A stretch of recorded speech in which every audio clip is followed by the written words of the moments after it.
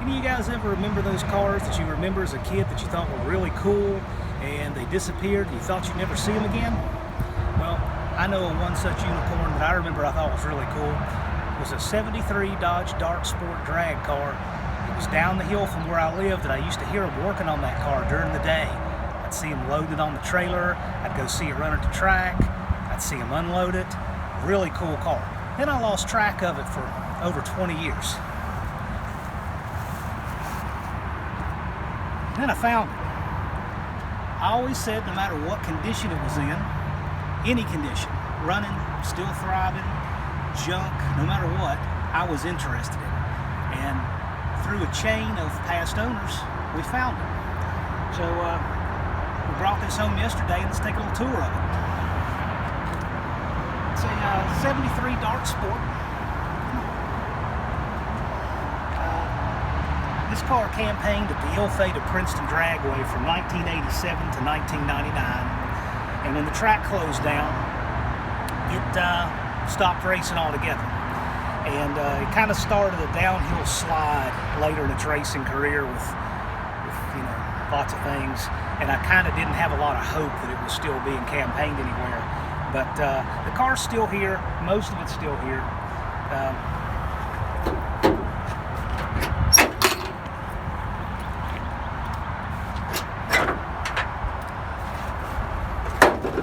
The original 340 is long gone, but it is a factory 340 car. You can zoom in on that tag a little bit. It is a factory 340 car. Got a lot of things to figure out here. I've got a 72 340 and most of the drivetrain stuff I have, but there's a lot of weird things going on here we got to straighten out. Like, somebody thought that they could better use the little bell that held the master cylinder on for something else. I don't know, maybe it's holding the exhaust up on a farm truck somewhere or something, so they left this laying off. So just things like that abound.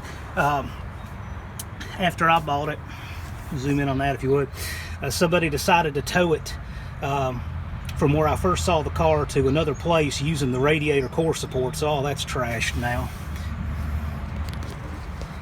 It's anyway, all that's got to be replaced.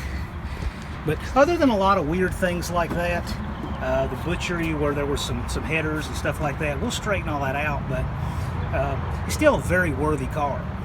Has next to no rust, has hardly any miles on it. If you look right here, the last time it was inspected was 1982. So this has been a race car since it was a 9-year-old used car. The hood scoop that it raced with has been replaced by that monstrosity. I don't even know what that is off the top of my head, but it's going to go. Someone decided to try to make this a street car again, and I don't know if they ever did. It was retitled once, about 2008. Somebody put a chrome bumper back on it.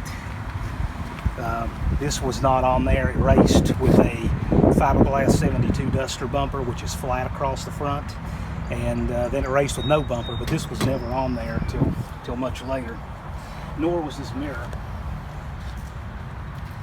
I like how they went out of the way to get the proper screw that holds it on. Isn't that lovely?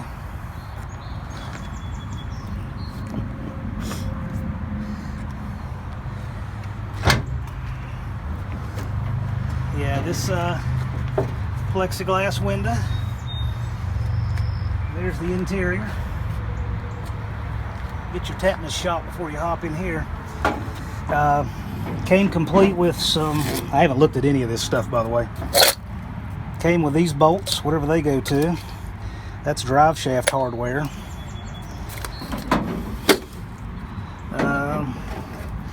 Cap for a U-joint, which remarkably has all of its rollers. I don't know how, but it does. What else is in here? Oh yeah, a box of old-fashioned mothballs, because we all know there's the new-fashioned mothballs, but we want the old-fashioned mothballs. Now this actually came in handy because I opened the door yesterday and there was a frog hanging out right here. This car came off of a farm, and we literally loaded it up in the middle of horses and cows, and apparently there were other critters here too. There was a mouse that rode home on the trailer, And there was a frog that was right here when I opened the door, and he was fine. He was just hanging out. So I took the old-fashioned mothballs box and put the frog in it. You'll never hear that sentence anywhere else. Took the frog to a creek. But anyway, these will come out. I got leaves and all kind of stuff in here. You know, rat's nest wiring. There's some brake pads. But anyway, before anybody comments, just know I didn't do any of this work. Zero. We will make it really nice again, but right now it's kind of a rat's nest.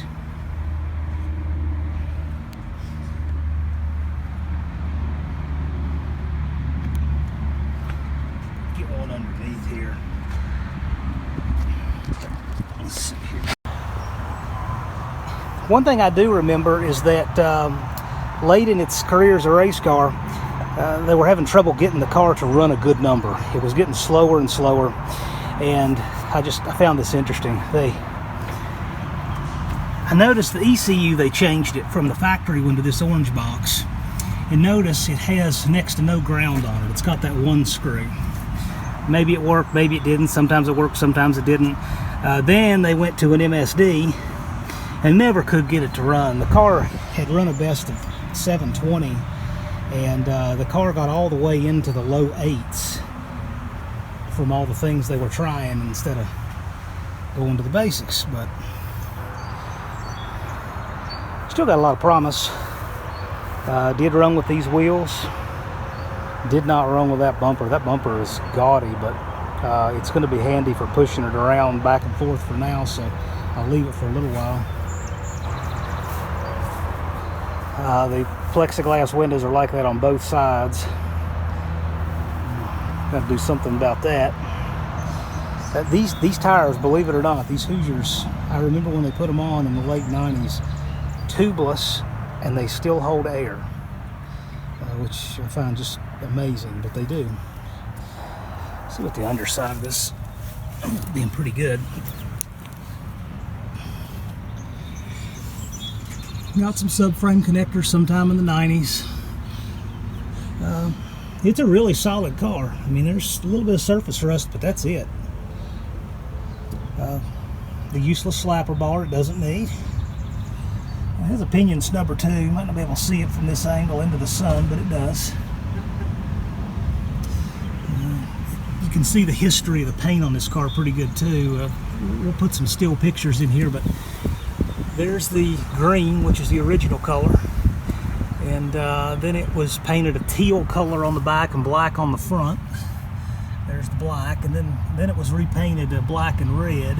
The first color, I believe it was a race car, was this yellow. So you can still see some remains of the yellow.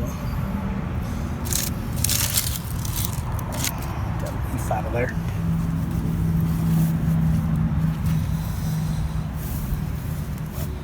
It's got the Unilug Krager SS wheels. That's the most rust on the car, is wherever this corner is here. We have our popular 8 3/4. And there's how they did the fuel cell. Lugs to charge it. The car never ran with an alternator.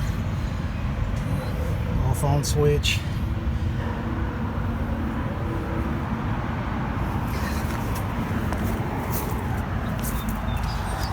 Let's see what goodness is hiding in this trunk. If I get this combination right.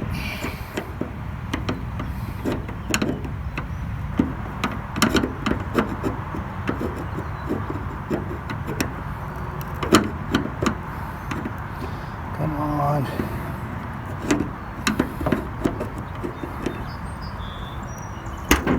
There we go. Yeah, there's the teal. The back half was painted. The original paint, the green. Car's never been tubbed or anything.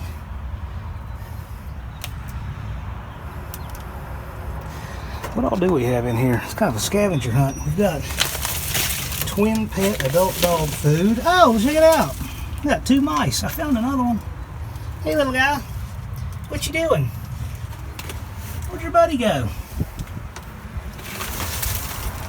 Well, we're going to relocate you. Well, there you are. That's a nice surprise. What else do we have in here? Got the fuel cell. Eggshells for some reason. I don't know why. K9 carryouts. Okay. Sprite can. Apparently they were using this for a trash can. I don't know what this is. Is this garden hose? There's the battery box.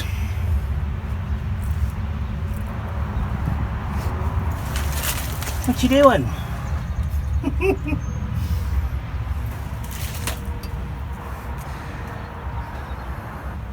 Alright, well that was fun. What else do we have? Yeah, the back window, I'm told, it was, of course, plexiglass like the others. I'm told that a goat jumped on it and broke it out. And if you'd seen where this came from, it's not a stretch at all. What else is inside here?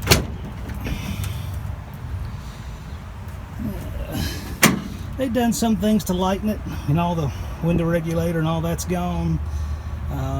The door switch is gone. Most of the wiring harness is gone. But then they left some things that are really heavy, so that really doesn't make any sense how they were doing their lightning program. Again, the car is really good and solid. I don't know how many miles it has, but it's not much. I know it's under 80. Because I remember one of the previous owners saying that when they took the dash out of it. That's what it had. Yeah, you can look at the brake pedal. It doesn't have many miles on it. Hey, look at that. I left the windshield washer. That's cool.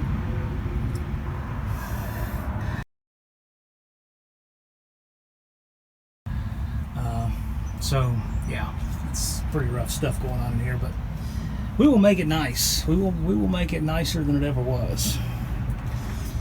I can't believe what kind of shape the seat is in. You just would think that this would be all shredded up to match, but it is not. That seat's been in here for a good 25 years or more, and it looks great. So this, they took the dash out, and they made this, whatever this is, and had the gauges in it. And then another owner made this tower thing and put the gauges in it. I believe they're the same gauges though. All of this will come out. I'm going to try to make something, nice clean piece of aluminum that retrofits nicely into the original dash. I'm told that's a Powerglide shifter. May or may not be. It actually looks like the one that was raced, I remember.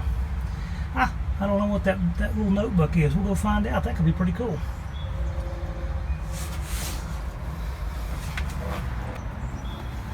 Now I want to know what that notebook is.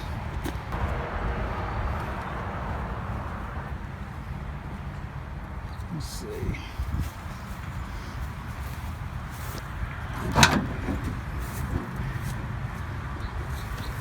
I don't know rust in the doors or anything.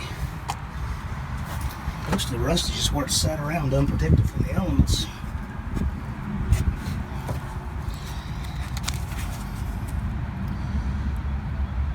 Alpha Natural Resources. Okay. Some kind of logbook.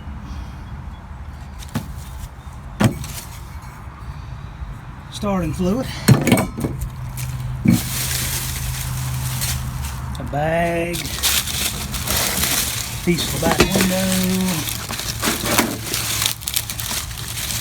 Good that there was a hole drilled there. That probably prevented some rust.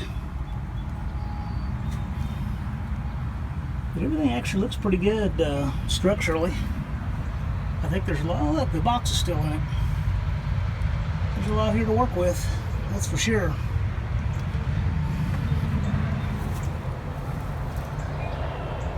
Well, that concludes our tour. Stay tuned, there'll be several more installments to follow. Oh, somebody's going to ask, that was a 513 gear, and replaced with a 490, 489, 490, something like that. I don't think any other questions people will ask. I don't believe those are super stock springs. The slicks are 30 by 9. Anyway, if you have any other questions, just ask them in the comments. Man, I really got my work cut out for me. All right, let me close this down. You guys want to help? You still in here somewhere? You in here? You hiding? All right, well, the mice say bye. Then there's this little garden of stuff.